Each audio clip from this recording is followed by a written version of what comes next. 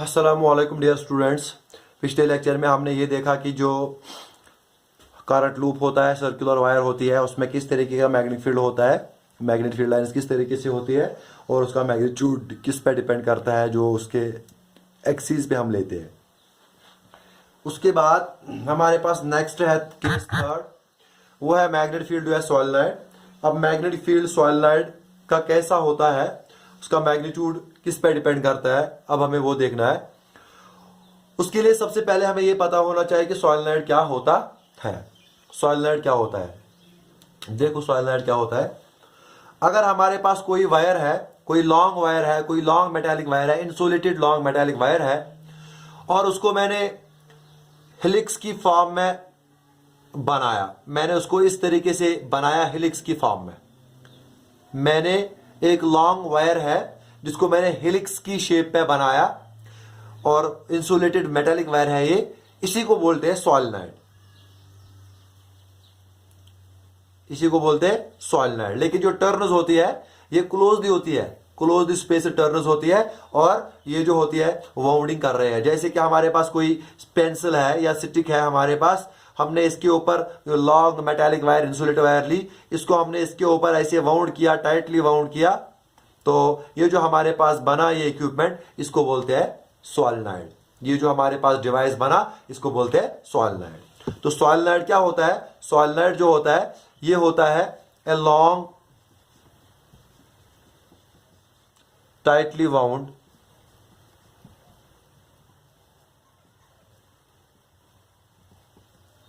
A long tightly wound, क्या है tightly wound, helical coil,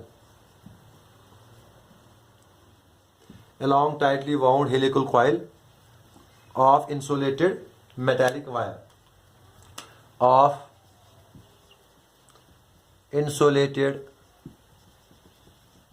metallic wire, इसको हम बोलते हैं सोलेनॉइड। यानी हम एक मेटालिक वायर को लेंगे, इसको हमने इस तरीके से वाउंड किया हेलिक्स की शेप में, हेलिक्स की शेप जैसे स्प्रिंग होता है उसी की शेप में हमने इसको वाउंड किया, टाइटली वाउंड किया। टाइटली का मतलब जो इसके जो टर्न्स होते हैं वो क्लोज होते हैं, क्लोज उनकी स्पेसिंग होती है वो क्लोज होती है, तो इसको हम बोलते हैं सोलेनॉइड, इसको बोलते हैं सोलेनॉइड। अब ये जो सोलेनॉइड होता है ये हमें किस लिए यूज होता है असल में it is used to produce magnetic fields, used to produce magnetic field. Television sets में यूज होता है, टेलीविजन सेट्स में मैग्नेटिक फील्ड प्रोड्यूस करना होता है, तो उसमें हम सोलेनॉइड का इस्तेमाल, सोलेनॉइड का यूज करते हैं। तो सोलेनॉइड एक्चुअली एक ऐसा डिवाइस है जिससे हम मैग्नेटिक फील्ड को प्रोड्यूस कर सकते हैं। अब आप बोलोगे सर ऐसे करंट कैरिंग वायर से भी मैग्नेटिक फील्ड प्रोड्यूस कर सकते हैं, सर्कुलर लूप से भी मैग्नेटिक फील्ड प्रोड्यूस कर सकते हैं। आप देखो उनमें और इनमें क्या फर्क है। जो स्ट्रेट करंट कैरिंग वायर थी उसमें जो मैग्नेटिक फील्ड प्रोड्यूस हुआ था वो अराउंड द वायर पर प्रोड्यूस हुआ था और उसमें वो उतनी ज्यादा स्ट्रेंथ नहीं थी। अब यहां पे क्या होता है, वो लूप में, लूप तो एक ही लूप होता है लेकिन यहां पे बहुत सारे लूप हमने मिलाए, तो यहां पे हम जो इसकी स्पेसिंग मैं बोल रहा था अभी, जो इन दो कॉइल्स के दरमियान, इन दो टर्न्स के दरमियान, इनको बोलते हैं टर्न्स, इन दो टर्न्स के दरमियान जो स्पेसिंग है वो क्लोज स्पेसिंग है, वो क्लोज स्पेसिंग है, इसलिए वो क्लोज स्पेसिंग है, ताकि हर एक टर्न को हम इस तरीके से मानकर चले कि जैसा एक एक क्लोज लूप है, ताकि हम इसको एनालाइज करें कि ये जो क्लोज लूप्स है, बहुत सारे क्लोज लूप्स है, ये एक क्लोज लूप, ये एक क्लोज लूप, इनको हम इस तरीके से क्लोज स्पेसिंग इनकी इसलिए होती है ताकि हम हर एक को इस तरह से एनालाइज करें जैसे कि ये क्लोज लूप है, जिस तरह से हमने कल क्लोज लूप के बारे में, मैग्नेटिक फील्ड लाइंस के बारे में पढ़ा था। तो उसी तरीके से हम सोलेनॉइड को, जैसे हमने क्लोज लूप को एनालाइज किया था, छोटे छोटे हिस्सों में डिवाइड किया था और फिर हमने वहां पे right hand thumb rule apply किया था, फिर मैग्नेटिक फील्ड पता किया था।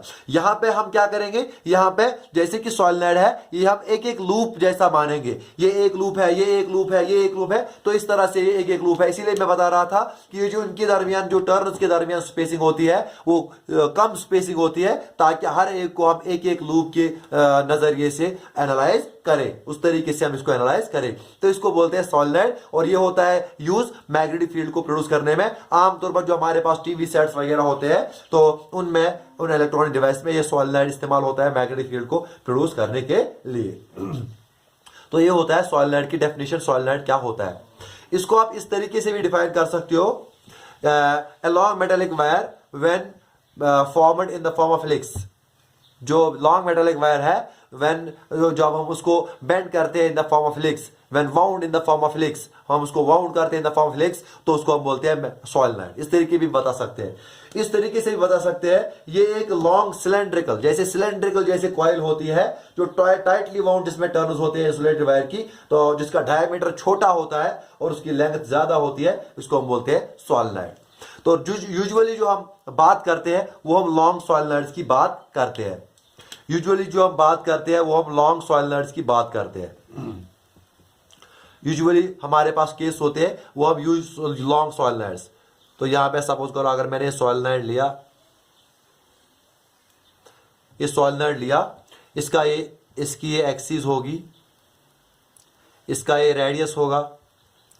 तो अगर लेंथ जो सॉलिनॉइड की है अगर वो ज्यादा है, बहुत ज्यादा है as compare to radius of the solenoid, तो क्या होगा, उसको हम बोलते हैं लॉन्ग सॉलिनॉइड। तो लॉन्ग सॉलिनॉइड किसको बोलते हैं, तो हम इसको यूजुअली लॉन्ग सॉलिनॉइड उसको बोलते हैं जिसमें रेडियस बहुत कम हो और लेंथ ज्यादा सॉलिनॉइड की हो, उसको हम बोलते हैं लॉन्ग सॉलिनॉइड। इसीलिए मैं बता रहा था, इसको आप इस तरीके भी बता सकते हो, ऐसे सॉलिनॉइड की definition, cylindrical, a cylindrical coil of large number of tightly wound turns of an insulated metallic wire, of an insulated metallic wire with generally जो उसका डायमीटर होता है वो स्मॉल होता है, with generally diameter of the coil less than length of the solenoid, less than length, तो उसको हम बोलते हैं क्या, लॉन्ग सॉलिनॉइड, या इसको हम बोलेंगे सॉलिनॉइड। जनरली में हम इसको बोलते हैं लॉन्ग सॉलिनॉइड की ये डेफिनेशन है, जिसका डायमीटर छोटा हो एज कंपेयर टू लेंथ। तो ये लॉन्ग सॉलिनॉइड की डेफिनेशन है, जनरली हम ये बताते हैं, और ये जनरली सॉलिनॉइड की। अब हमें ये पता करना है कि ये जो सॉलिनॉइड हमारे पास है, इसका जो मैग्नेटिक फील्ड होगा वो किस तरीके का होगा, और जो मैग्नेटिक फील्ड की डायरेक्शन और स्ट्रेंथ दोनों हमें पता करनी है सॉलिनॉइड में किस तरीके से होता है। वो देखने के लिए देखो, पहले हम देखेंगे, पहले की तरह डायरेक्शन देखेंगे, यानी इसका जो पैटर्न होगा वो किस तरीके का होगा, पैटर्न या डायरेक्शन, आप बोलो पैटर्न या डायरेक्शन। उसका पहला पॉइंट आपको ये याद रखना है कि जो पैटर्न होता है मैग्नेटिक फील्ड का, सॉलिनॉइड का मैग्नेटिक फील्ड का पैटर्न जो होता है वो होता है सिमिलर, वो होता है same as that of the bar magnet. जो मैग्नेटिक फील्ड का पैटर्न, जो मैग्नेटिक फील्ड लाइन्स का पैटर्न बार मैग्नेट में होता है, वही मैग्नेटिक फील्ड लाइन्स का पैटर्न सॉलिनॉइड में भी पाया जाता है। तो यहां पे मैं लिखूंगा the pattern of magnetic field lines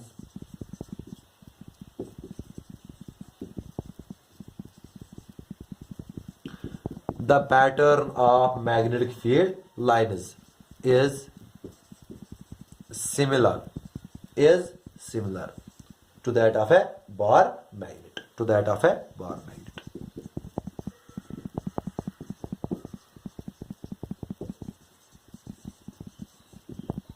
तो जिस तरीके से हमारे पास बार मैग्नेट होता है बिल्कुल उसी तरीके का पैटर्न होता है सॉलिनॉइड में। अब आपको मैं याद दिलाऊं बार मैग्नेट का पैटर्न किस तरह का होता है। ये होता है बार मैग्नेट, हमारे पास एक साइड नॉर्थ एक साइड साउथ, तो बाहर होता है ये जो मैग्नेटिक फील्ड लाइन इस तरह से होती है नॉर्थ से साउथ की तरफ, और अंदर जो होती है वो साउथ से नॉर्थ की तरफ, वो डायरेक्शन पॉइंट होती है उन मैग्नेटिक फील्ड लाइन्स की। अब इसी तरीके का पैटर्न इस सॉलिनॉइड में हमें पाया जाएगा, यानी इसमें भी जो अंदर जो इसके सॉलिनॉइड के अंदर जो मैग्नेटिक फील्ड होगा वो इस तरीके की लाइन्स होगा, इस तरीके की लाइन्स होगा, बाहर इस तरीके की कर्व्स होगा। अब वो क्यों इस तरीके का होता है उसके लिए मैं पहले आपको बताऊं, छोटी सी बात वो ये है, ये होता है यहां पे जैसे कि एक करंट लूप है, ये जैसे कि यहां पे करंट लूप है। तो हमने अब कल देखा, पिछले लेक्चर में देखा कि जो हमारे पास करंट लूप होता है उसकी जो मैग्नेटिक फील्ड लाइंस होती है, उसकी जो मैग्नेटिक फील्ड लाइंस होती है वो देखो यहां पे सर्कल होगा, यहां पे सर्कल होगा, फिर जितना जितना मैं आगे जाऊंगा वो इस तरह की लाइनें जैसे बनेगा। तो इसी तरह मैं यहां पे जाऊंगा, जितना मैं आगे आगे जाऊंगा वो इस तरह की लाइनें जैसे बनेगा, है ना। तो इस तरह की लाइनें जैसे बनेगा। तो सेम केस यहां पे मैं एक एक लूप को वही चीज अप्लाई करूंगा। जब मैं वही चीज एक एक लूप को अप्लाई करूंगा तो जो यहां पे होगा मैग्नेटिक फील्ड, ये देखो ये यहां पे इस तरीके से कॉइल है ना। तो अगर इसकी जो मैग्नेटिक फील्ड लाइंस होंगी वो भी ये जो सारी इसकी लाइंस मिलेंगी आपस में, तो इस तरीके का जो मैग्नेटिक फील्ड इस लूप की लाइंस जो आपस में मिलेंगी, वो जो इसके अंदर मैग्नेटिक फील्ड लाइंस होंगी वो इस तरीके की होती है। देखो वो इस तरीके से होती है। तो मैग्नेटिक फील्ड के जो सॉलिनॉइड होता है उसमें जो मैग्नेटिक फील्ड की लाइंस होती है वो इस तरीके से होती है, जिस तरीके से बराबर जो बार मैग्नेट होता है उसी जो मैग्नेटिक फील्ड लाइंस डिस्ट्रीब्यूट होती है, इसी तरीके से सॉलिनॉइड के अंदर भी ये मैग्नेटिक फील्ड लाइंस इसी तरीके से होती है। ये क्यों इस तरीके से होती है? क्योंकि हर एक जैसा एक एक लूप है और एक एक लूप का अपना अपना मैग्नेटिक फील्ड होगा, उन सबको मिला के ये जिस तरह की एक लाइंस हमें बनेगी जो मैग्नेटिक फील्ड होगा। और आपको ये भी बता दूं, लूप में मैंने बोला था जो सेंटर में जो मैग्नेटिक फील्ड लाइन होती है वो स्ट्रेट होती है, वो स्ट्रेट लाइन हमें हासिल होती है। और फिर उसकी डायरेक्शन मैंने आपको बोली थी राइट हैंड थंब रूल, ये कर्ल हम उस डायरेक्शन पॉइंट करेंगे, ऊपर की डायरेक्शन में होगा मैग्नेटिक फील्ड लाइंस की डायरेक्शन। तो वही चीज यहां पे बोलूंगा, जो यहां पे एक्सिस ऑफ द सॉलिनॉइड होगी वो एक स्ट्रेट लाइन, वो मैग्नेटिक फील्ड लाइन वहां पे एक स्ट्रेट लाइन जैसी मैग्नेटिक फील्ड लाइन होगी। आया समझ? अब इसी तरीके से ये जो मैग्नेटिक फील्ड लाइंस होगी जो बाहर होंगी, क्योंकि बाहर भी इसी तरीके से सर्कल जैसे बनेगा, तो बाहर जो मैग्नेटिक फील्ड लाइंस की डायरेक्शन होगी वो इस तरीके से होगी। मैंने आपको पहले ही बोला, जिस तरीके से बार मैग्नेट में मैग्नेटिक फील्ड लाइंस होती है उसी तरीके से सॉलिनॉइड में भी बार मैग्नेट की उस तरीके से सॉलिनॉइड में की जो मैग्नेटिक फील्ड लाइंस होती है सेम डिस्ट्रीब्यूशन की होती है, सेम पैटर्न उनका होता है।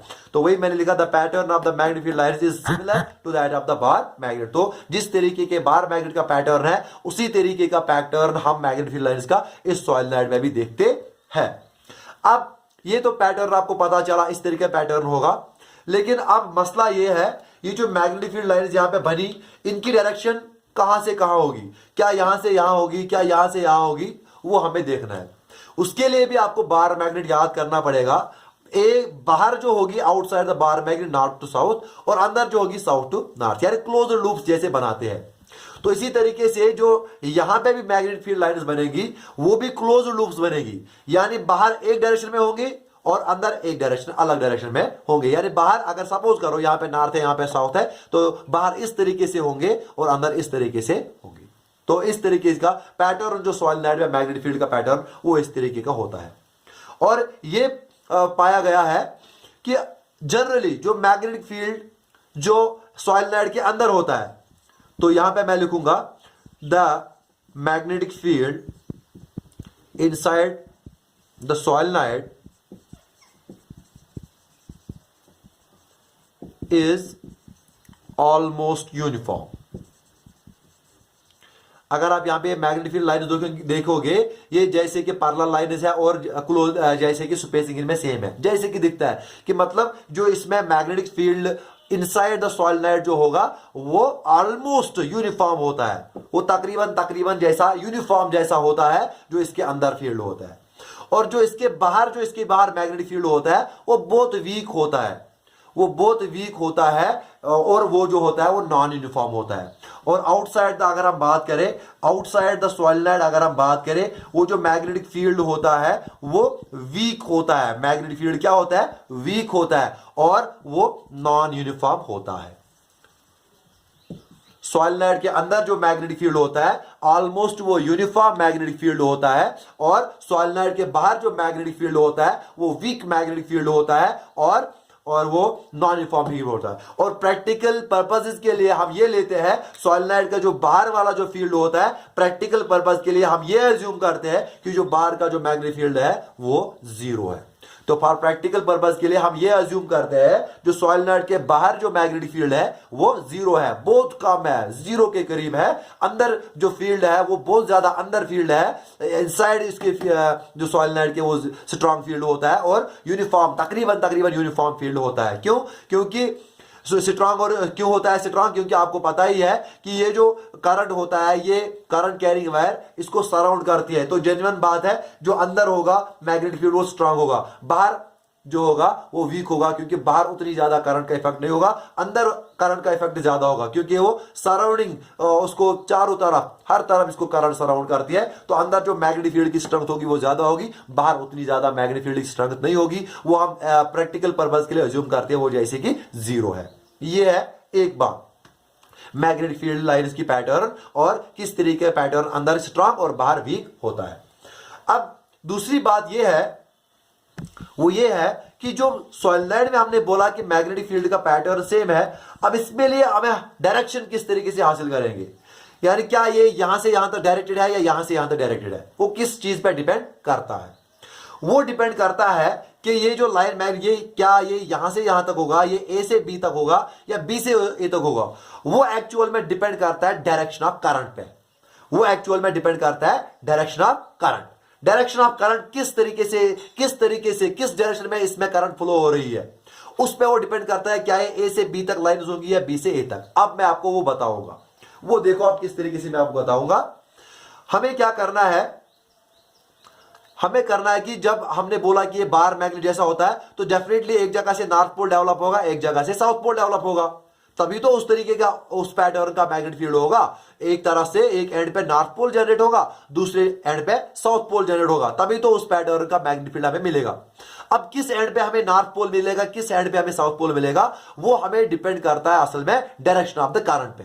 अब वो किस तरीके से हम दिखाएंगे कि डायरेक्शन ऑफ करंट किस डायरेक्शन में, कब नॉर्थ पोल होगा कब साउथ पोल होगा।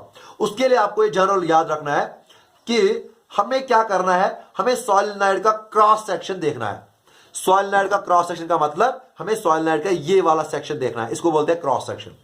तो जो आपके नजदीक ये कॉइल है, पहला वाला जो लूप है, अगर इसमें जो करंट फ्लो हो रही है, अगर वो करंट एंटी क्लॉकवाइज फ्लो हो रही है, जो आपने लूप देखा, जो आपने इसका क्रॉस सेक्शन एनालाइज किया, अगर उसमें एंटी क्लॉकवाइज करंट जा रही है तो उस वाले साइड नॉर्थ पोल डेवलप होगा। उस वाले साइड, इस तरह याद रखो, ये एंटी क्लॉकवाइज, ये है इस तरह, इसको ज्वाइन करो, ये बनेगा नॉर्थ, जैसे एन। तो नॉर्थ पोल उस तरफ जनरेट होगा जिस तरफ से किसका, हाँ, अगर करंट की डायरेक्शन क्या है, एंटी क्लॉकवाइज है। क्रॉस सेक्शन में जो हमने ऑब्जर्व किया, इस तरह नहीं, क्रॉस सेक्शन में ऑब्जर्व किया, अगर वो लूप में करंट जो फ्लो हो रही है एंटी क्लॉकवाइज, तो उस साइड से जो पोल डेवलप होगा वो नॉर्थ पोल डेवलप होगा। और अगर करंट जो है अगर वो क्लॉकवाइज जा रही है तो उस वक्त जो होगा वो साउथ पोल वहां पे जनरेट होगा। तो अगर करंट जो है क्रॉस सेक्शन में कॉइल में एंटी क्लॉकवाइज जा रही है, जो हम एनालाइज कर रहे हैं, तो नॉर्थ पोल उस साइड से और अपोजिट साइड से साउथ पोल जनरेट होगा। क्योंकि ऑब्वियस बात है, एक साइड से अगर क्लॉकवाइज करंट जा रही है तो दूसरे साइड से हमें लगेगा कि एंटी क्लॉकवाइज करंट जा रही है। अब देखो, अब सपोज करो यहां पे जो कॉइल है ये इस तरीके की कॉइल है, मतलब ये बैक साइड आ रहा है पहले, फिर ऐसे फ्रंट में आ रहा है। तो इसका मतलब जैसे कि ये बैक साइड में आ रहा है, ये पहले बैक साइड में आ रहा है फिर ऐसे फ्रंट, पहले ऐसे बैक साइड फिर ऐसे फ्रंट। ये मैं एक तरह से इस तरह की कॉइल मानी। अब इसको मैंने करंट यहां से फ्लो की, इसको मैंने करंट यहां से दी और करंट जो है वो यहां से निकलेगी बाहर। अब देखो इसमें जो करंट जा रही है, जब मैं इसको एनालाइज करूंगा, करंट जा रही है इस तरीके से, यहां से फिर यहां से। इसको आप एनालाइज करो, इसको आप क्रॉस सेक्शन में एनालाइज करो, इसको आप क्रॉस सेक्शन में एनालाइज करो, तो ये जो करंट जा रही है ये एंटी क्लॉकवाइज जा रही है। क्रॉस सेक्शन में आप एनालाइज करो इसको, ये करंट जा रही है एंटी क्लॉकवाइज में। देखो ये बैक वाला पोर्शन है, करंट आ रही है इस तरीके से, है ना, ये बैक वाला पोर्शन है, ये देखो ये बैक वाला पोर्शन है ना, करंट आई पहले, फिर गई बैक वाले पोर्शन, फिर आई फ्रंट। तो इसका मतलब ये जो करंट जा रही है एंटी क्लॉकवाइज। तो एंटी क्लॉकवाइज करंट का मतलब क्या होता है, एंटी क्लॉकवाइज करंट का मतलब होता है यहां पे नॉर्थ पोल इस साइड जनरेट होगा, तो यहां पे होगा नॉर्थ पोल, तो ऑब्वियसली यहां पे होगा साउथ पोल। अब आपको पता चलेगा एक साइड से नॉर्थ पोल जनरेट हुआ, दूसरे साइड से साउथ पोल जनरेट हुआ। अब आपको ये पता चलेगा कि जो मैग्नेटिक फील्ड लाइन है उनकी डायरेक्शन क्या होगी। बाहर सॉलिनॉइड के बाहर जो होगी वो नॉर्थ से साउथ इस डायरेक्शन में होगी। जो सॉलिनॉइड से बाहर हम देखेंगे वहां पे हम मैग्नेटिक फील्ड लाइंस की डायरेक्शन देखेंगे वो होगी फ्रॉम नॉर्थ टू साउथ, जिस तरीके से बाहर मैग्नेट में होता है। और इनसाइड द मैग्नेट अगर हम बात करेंगे वो होगी साउथ टू नॉर्थ, वो मैंने आपको बताया है पहले मैग्नेटिक फील्ड लाइंस में। तो इनसाइड द सॉलिनॉइड की बात करें वो होगा साउथ टू नॉर्थ। तो इस तरीके की मैग्नेटिक फील्ड लाइंस डिस्ट्रीब्यूट होगी सॉलिनॉइड में, और इस तरीके का फील्ड होता है सॉलिनॉइड में। तो डायरेक्शन बाहर होगी नॉर्थ से साउथ, और अंदर सॉलिनॉइड के अंदर जो फील्ड होगा वो साउथ से नॉर्थ की तरफ पॉइंट करेगा, क्योंकि बाहर मैग्नेट में भी इसी तरह क्लोज लूप्स बनते हैं और इसमें भी क्लोज लूप्स बनते हैं, बाहर नॉर्थ से साउथ और अंदर साउथ से नॉर्थ। तो सॉलिनॉइड के अंदर जो मैग्नेटिक फील्ड होता है वो साउथ से नॉर्थ की डायरेक्शन में पॉइंट करता है। तो ये था दूसरा पॉइंट कि डायरेक्शन ऑफ द करंट या direction of the magnetic field line किस तरह से होगी। तो इसके लिए आपको ये याद रखना है कि नॉर्थ पोल और साउथ पोल जनरेट होता है। नॉर्थ पोल जब anti clockwise current cross section में एनालाइज करेंगे, और जब क्लॉकवाइज जा रही है तो उस वक्त साउथ पोल जनरेट होता है वहां पे। तो यहां पे मैं बताऊंगा एक एंड पे नॉर्थ पोल जनरेट होता है, और अदर एंड जो है उसमें क्या होता है, अदर एंड पे साउथ पोल जनरेट होता है। नॉर्थ पोल कहां पे जनरेट होता है, जब एंटी क्लॉकवाइज करंट होती है। साउथ पोल जब क्लॉकवाइज करंट होती है। तो ये है दूसरा पॉइंट। अब तीसरा पॉइंट जो आपको याद रखना है वो मैंने आपको पहले ही बोला है कि अंदर जो होता है ऑलमोस्ट यूनिफॉर्म मैग्नेटिक फील्ड, बाहर क्या होता है वीक फील्ड होता है, नॉन यूनिफॉर्म मैग्नेटिक फील्ड होता है। ये था, ये मेन पॉइंट्स थे ये सॉलिनॉइड के बारे में जो आपको फिलहाल याद रखने थे, किस तरह से मैग्नेटिक फील्ड होता है सॉलिनॉइड में। तो ये है मैग्नेटिक फील्ड लाइंस की डिस्ट्रीब्यूशन और किस तरह से उनमें डायरेक्शन होगी। अब बात करते हैं, अब ये जो मैग्नेटिक फील्ड होगा, मैंने आपको बोला कि एक्सिस में स्ट्रेट लाइन होगी। एक्सिस में जब हमने लूप भी पढ़ा था, लूप में भी हमने पढ़ा था कि जो होगा सेंटर में जो मैग्नेटिक फील्ड होगा वो एक स्ट्रेट लाइन होगी, और फिर मैंने उसकी राइट हैंड थंब रूल की डायरेक्शन बताई थी किस तरीके से होती है। तो यहां पे भी सेंटर में स्ट्रेट लाइन होगी साउथ से नॉर्थ, बाकी में थोड़ी आर्क होगी लेकिन साउथ से नॉर्थ। अब उसी जो एक्सिस इसकी है, जहां पे स्ट्रेट लाइन है, जहां पे स्ट्रेट मैग्नेटिक फील्ड लाइन है, उस एक्सिस पे हम देखेंगे कि क्या होता है मैग्नेटिक फील्ड, उसका मैग्नीट्यूड किस पे डिपेंड करता है, कितना मैग्नीट्यूड होगा, ज्यादा होगा या कम होगा, वो किस पे डिपेंड करता है। तो वो अब हम देखेंगे magnitude of the magnetic field inside या इनसाइड सॉलिनॉइड। तो मैग्नीट्यूड आप की बात करेंगे, मैग्नीट्यूड की। देखो मैग्नीट्यूड की जब हम बात करेंगे तो वहां पे सबसे पहले हमारे पास ये पॉइंट आएगा कि क्या मैग्नेटिक फील्ड किस फैक्टर पे डिपेंड करेगा, कब ज्यादा होगा और कब होगा। वो आप याद करो, लूप में मैंने बोला था वो वहां पे डायरेक्टली प्रोपोर्शनल टू करंट है, यानी जितना ज्यादा करंट होगा उस लूप में, जितना ज्यादा करंट होगा उतना ज्यादा सेंटर पे मैग्नेटिक फील्ड होगा। फिर मैंने बोला जितना ज्यादा रेडियस होगा और वहां पे उतना ही ज्यादा कम मैग्नेटिक फील्ड। सेंटर में मैं बात कर रहा था, यहां पे भी सेंटर है क्योंकि एक्सिस सेंटर पे ही होती है। शाबाश। यहां पे भी जो मैग्नेटिक फील्ड आप डिपेंड करेगा, पहले तो वो पहला फैक्टर करंट के ऊपर डिपेंड करेगा, यानी करंट की स्ट्रेंथ क्या है। तो पहला, अगर करंट की स्ट्रेंथ ज्यादा है, 1 एम्पियर करंट है पहले, फिर उसके बाद 2 एम्पियर करंट है, तो 2 एम्पियर करंट में ऑब्वियसली ये जो मैग्नेटिक फील्ड होगा ये स्ट्रांग होगा, एक्सिस पे उसका मैग्नीट्यूड ज्यादा होगा। क्यों? क्योंकि आपको ये भी पता है कि ऑरेस्टेड एक्सपेरिमेंट में हमने ये देखा था कि जितना करंट का वैल्यू बढ़ाते थे उतना उसकी डिफ्लेक्शन ज्यादा होती थी। तो ये पहला फैक्टर जो है वो है करंट, यानी जितनी ज्यादा करंट होगी उतना ही ज्यादा मैग्नेटिक फील्ड की स्ट्रेंथ होगी। तो पहला फैक्टर है, ये किस पे डिपेंड करता है, करंट पे। तो magnetic field inside a solenoid depends, पहला है करंट, पहला क्या है, करंट। करंट के ऊपर ये जो मैग्नेटिक फील्ड इनसाइड सॉलिनॉइड होगा, it is directly proportional to strength of the current. पहले लिखूंगा मैं strength of the current, strength of the current. तो ये करंट के स्ट्रेंथ के ऊपर डायरेक्टली प्रोपोर्शनल है, यानी करंट का ज्यादा वैल्यू होगा, मैग्नेटिक फील्ड का वैल्यू ज्यादा होगा, उसका मैग्नीट्यूड का वैल्यू। करंट कम होगी तो strength of the magnetic field जो होगा वो भी कम होगी। पहला फैक्टर ही करंट पे डिपेंड करता है। अब दूसरा फैक्टर ही किस पे डिपेंड करता है, देखो यहां पे बताऊंगा, अगर n है नंबर ऑफ टर्न्स, अगर n जो है वो है नंबर ऑफ टर्न्स, n यहां पे मैं लिखूंगा नंबर ऑफ टर्न्स, एल लिखूंगा मैं length of solenoid, length of solenoid.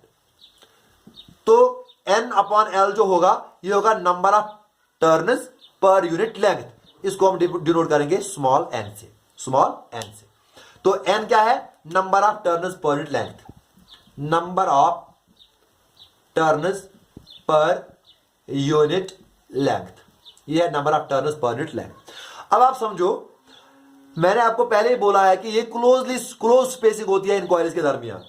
जब ये क्लोज स्पेसिंग होती है तो जो इसके अंदर जो मैग्नेटिक फील्ड होगा, इसके अंदर जो एक्सिस पे हम मैग्नेटिक फील्ड देखेंगे इसके अंदर, वो तो डेफिनेटली जितने टर्न ज्यादा होंगे उतना मैग्नेटिक फील्ड ज्यादा होगा।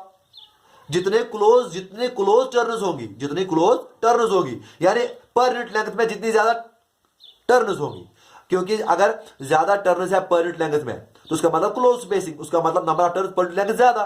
तो इसका मतलब जितनी क्लोज इनकी स्पेसिंग होगी उतना ज्यादा स्ट्रेंथ ऑफ मैग्नेटिक फील्ड होगा, जितनी क्लोज स्पेसिंग होगी उतना ज्यादा स्ट्रेंथ ऑफ करंट होगा। तो वो क्लोज स्पेसिंग किससे डिनोट करेंगे? Strength of number of turns per unit length. तो दूसरा फैक्टर जो है ये डिपेंड करता है number of turns per unit length, number of turns per unit length, यानी n के ऊपर, स्मॉल n के ऊपर, number of turns per unit length के ऊपर डिपेंड करता है। यानी जितनी ज्यादा नंबर ऑफ टर्न्स होंगी उतना ही ज्यादा strength of magnetic field at the axis of the solenoid होगा।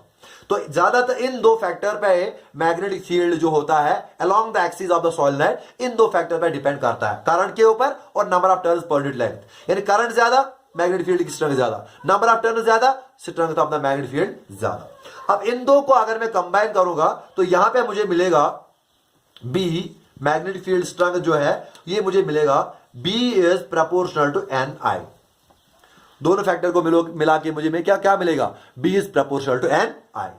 तो फिर मैं इसको इक्वलिटी साइन में कन्वर्ट करूंगा तो एक कांस्टेंट इंट्रोड्यूस करूंगा। वो जो कांस्टेंट है वो हमने कल बोला है, पिछले लेक्चर में बोला है, उसको बोलते हैं mu naught NI, mu naught NI, mu naught NI। Mu naught क्या है? Absolute permeability. म्यू नॉट क्या है? Absolute permeability. तो ये कांस्टेंट हमने यहां पे इंट्रोड्यूस किया। तो जो मैग्नेटिक फील्ड ऑफ द, जो strength of the magnetic field along the axis of solenoid होगी वो होती है B is equal to mu naught NI, यानी strength of magnetic field along the axis of solenoid is equal to mu naught NI। यानी current और number of turns per unit length इन दो factors पर डिपेंड करता है। और ये कांस्टेंट यानी ये मीडियम क्या होगा? ये मीडियम क्या होगा? यहां पे फ्री स्पेस है तो ये परमिएबिलिटी ऑफ फ्री स्पेस है, तो इस पे डिपेंड करता है। ये है फैक्टर्स, इन पे डिपेंड करता है। और इस तरीके से strength of the magnetic field of the solenoid हम निकालते हैं। तो ये है सॉलिनॉइड के बारे में मैग्नेटिक फील्ड क्या होता है। जो सॉलिनॉइड का मैग्नेटिक फील्ड होता है B, वो किसके बराबर होता है? Mu naught NI। Mu naught NI, mu naught NI का मतलब N है number of turns per unit length जो मैंने वहां पे बोला, और I है करंट। तो ये आपने वहां पे पिछले वीडियो में देखा है, is equal to mu naught NI। अब उसके बाद ये होता है मैग्नेटिक फील्ड की strength along the axis, along the axis. लेकिन ये होता है inside the solenoid, inside the solenoid. अगर हम सॉलिनॉइड की इनसाइड की बात करें तो वहां पे ये एक्सप्रेशन वैलिड होती है, वहां पे इतना ही इसका मैग्नेटिक फील्ड की स्ट्रेंथ होती है। लेकिन अगर हम इन दो एंड्स पे, अगर हम एंड्स ऑफ द सॉलिनॉइड पे, अगर हम एंड्स ऑफ द सॉलिनॉइड पे कोई पॉइंट ले, एंड्स ऑफ द सॉलिनॉइड पे हम पॉइंट लेंगे तो क्या होता है वहां पे एंड्स ऑफ द सॉलिनॉइड पे? एट एंड्स, एंड्स की बात करें, यानी ये वाला एंड और ये वाला एंड, एंड्स की बात करें, वहां पे आपको डेफिनेटली पता है वहां पे कोई बाकी लूप्स नहीं है, उस साइड, इस साइड भी कोई लूप नहीं है। तो उसका मतलब जो वहां पे strength of the magnetic field होती है एंड्स ऑफ द सॉलिनॉइड में, वो होती है half of the strength of the value that is inside the solenoid. तो एट एंड्स पे जो मैग्नेटिक फील्ड की स्ट्रेंथ होती है एंड्स पे, वो होती है mu naught NI divided by 2। यानी जो अंदर मैग्नेटिक फील्ड की स्ट्रेंथ होगी इनसाइड द सॉलिनॉइड, और जो एंड्स पे हम निकालते हैं मैग्नेटिक फील्ड की स्ट्रेंथ, एंड्स पे जो मैग्नेटिक फील्ड की स्ट्रेंथ निकालते हैं वो होती है हाफ, उसका वैल्यू एंड्स पे वैल्यू हाफ होता है, इनसाइड होता है म्यू नॉट NI। तो यहां पे इसलिए मैंने लिखा म्यू नॉट NI बाई 2। तो ये होता है सॉलिनॉइड का मैग्नेटिक फील्ड किस तरीके होता है और इसका मैग्नीट्यूड किसके बराबर होता है। अब उसके बाद अगर मैं इसी सॉलिनॉइड को इस तरीके से बनाऊं, सॉलिनॉइड को मैं टर्न करूंगा सॉलिनॉइड को मैं रिंग शेप में बनाऊंगा इस तरीके से।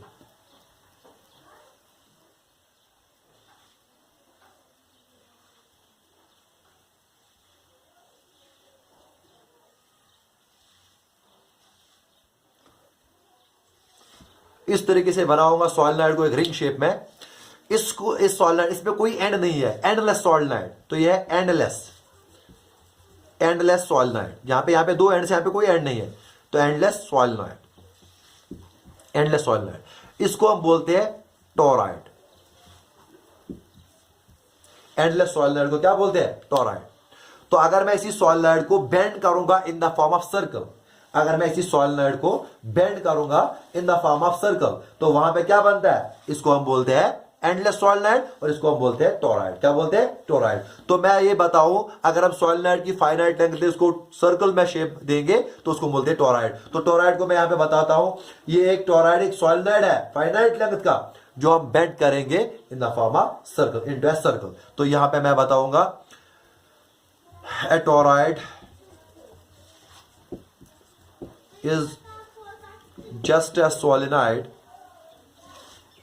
A toroid is just a solenoid of finite length.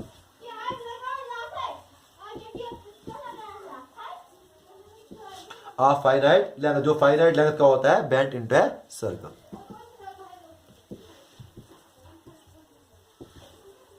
Bend into circle. अगर हम सर्कल की शेप में सॉलिनॉइड को टर्न करेंगे, वाउंड करेंगे, तो इसको हम बोलते हैं टोरॉइड। इसको बोलते हैं टोरॉइड। अब टोरॉइड में देखो, ये टोरॉइड भी एक तरह का सॉलिनॉइड ही है, तो ये भी हमें किस काम आता है? ये भी हमें मैग्नेटिक फील्ड प्रोड्यूस करने के काम आता है।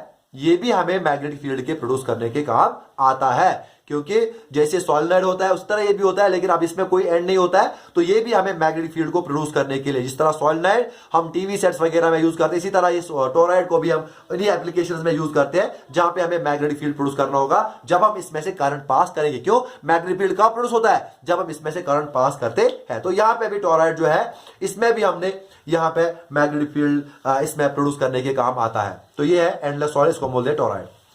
अब इस टोरॉइड में सपोज करो, इसमें जो मैग्नेटिक फील्ड होता है, इसमें जो ये वाला रीजन होता है, इनसाइड वाला रीजन, और ये जो बाहर वाला रीजन होता है, इसमें मैग्नेटिक फील्ड की स्ट्रेंथ होती है 0। इसमें मैग्नेटिक फील्ड की स्ट्रेंथ होती है 0। तो यहां पे होता है B0 और बाहर भी होता है B0। टोरॉइड में क्या होता है? इस अंदर केस में जो अंदर इसको ये वाला रीजन है और बाहर ये वाला रीजन है, ये वाला रीजन और बाहर वाला, इन दो में मैग्नेटिक फील्ड की स्ट्रेंथ 0 होती है। और जो मैग्नेटिक फील्ड होता है वो रेस्ट्रेन होता है, जो इसके अंदर जो रीजन है, इसकी जैसे सॉलिनॉइड के अंदर रीजन था, इसी तरह जो टोरॉइड के अंदर जो ये रीजन है, इसी रीजन में रेस्ट्रिक्ट है ये मैग्नेटिक फील्ड। तो जो अंदर वाला रीजन है और जो बाहर वाला रीजन है, उनमें मैग्नेटिक फील्ड की स्ट्रेंथ टोरॉइड में 0 होता है। और जो टोरॉइड के अंदर, जो इसके अंदर होता है, कॉइल के अंदर जो रीजन होता है, उसमें मैग्नेटिक फील्ड होता है। और इसी तरीके से जो मैग्नेटिक फील्ड इसके अंदर होता है, वो almost uniform magnetic field produce होता है। यूनिफॉर्म का मतलब ये नहीं कि वो उसकी डायरेक्शन भी सेम, यहां पे सिर्फ यूनिफॉर्म है मैग्नीट्यूड। तो यहां पे जो magnetic field inside the toroid होता है, magnetic field inside the toroid, वो क्या होता है? Magnetic field inside the toroid वो होता है same magnitude, almost of same magnitude, almost of same magnitude, almost of same strength. Same magnet same strength होता है जो टोरॉइड के अंदर जो मैग्नेटिक फील्ड होता है। अब टोरॉइड में जो मैग्नेटिक फील्ड होता है वो किन फैक्टर्स पे डिपेंड करता है? वो भी उन्हीं फैक्टर्स पे डिपेंड करता है जिन फैक्टर्स पे सॉलिनॉइड में मैग्नेटिक फील्ड डिपेंड करता था, यानी number of turns per unit length और करंट। तो यहां पे भी टोरॉइड में जो मैग्नेटिक फील्ड होता है, मैग्नेटिक फील्ड की स्ट्रेंथ जो होती है, वो भी डिपेंड करता है किसके ऊपर? वो भी डिपेंड करता है मैग्नेटिक फील्ड की स्ट्रेंथ, वो भी डिपेंड करता है करंट के ऊपर, वो भी डिपेंड करता है करंट के ऊपर। और जो मैग्नेटिक फील्ड है, इसके साथ साथ वो डिपेंड करता है number of turns per unit length. अब यहां पे जो number of turns per unit length है, अब आप बोलोगे इसकी लेंथ हम क्या लेंगे? इसकी लेंथ कैलकुलेट करने के लिए ये जो है इसका सेंटर, हर एक जो लूप है उसका सेंटर, तो आप इस तरह से एक सर्कल बनाओगे। वो सर्कल उसका कुछ रेडियस होगा, सपोज करो R। उसका रेडियस होगा r। तो उसका जो सर्कमफ्रेंस होगा, उसकी लेंथ होगी वो होगा 2πr। तो यहां पे होगी लेंथ उस टोरॉइड की 2πr। r जो होगा ये होगा एवरेज रेडियस, या इसको बोलते हैं mean radius, average radius of the toroid.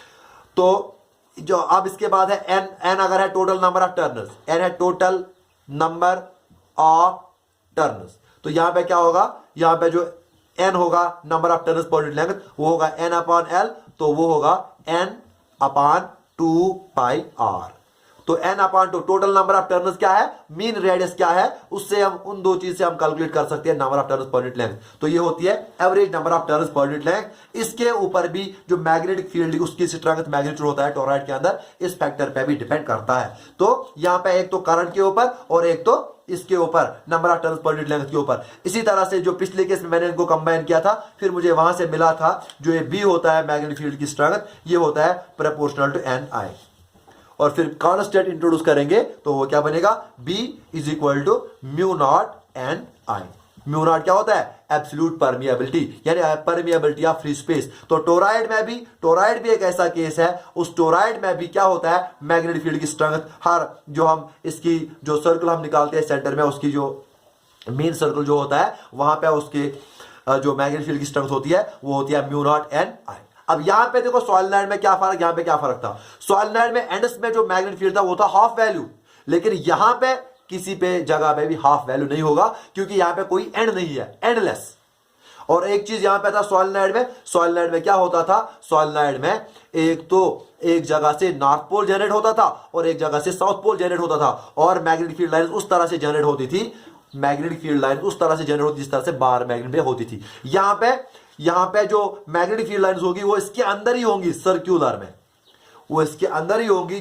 तो वो सर्कल्स बनेंगे, सर्कल शेप में होंगे मैग्नेटिक फील्ड लाइंस, और उनकी जो डायरेक्शन होगी वो अब किस डायरेक्शन में होगी, वो जो इन सर्कल्स जो यहाँ पे लाइन बन गए मैग्नेटिक फील्ड लाइंस, उनकी डायरेक्शन क्या होगी, वो उस तरह से होगी कि आप एक पर्टिकुलर लूप पे मैं right hand thumb rule apply करो, जो आपने लूप में अप्लाई किया था, जो curl of the fingers in direction of current, और फिंगर जो थंब था the straight thumb that will point in the direction of magnetic field line.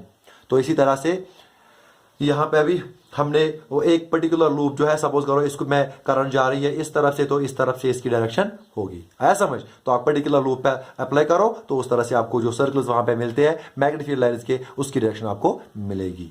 तो ये था सॉलिनॉइड और टोरॉइड के बारे में, मैग्नेटिक फील्ड क्या होता है और किन फैक्टर्स पे डिपेंड करता है। तो बाकी हमें नेक्स्ट देखना है इलेक्ट्रोमैग्नेट वगैरह, वो हम इंशाल्लाह नेक्स्ट लेक्चर में देखेंगे। Thank you.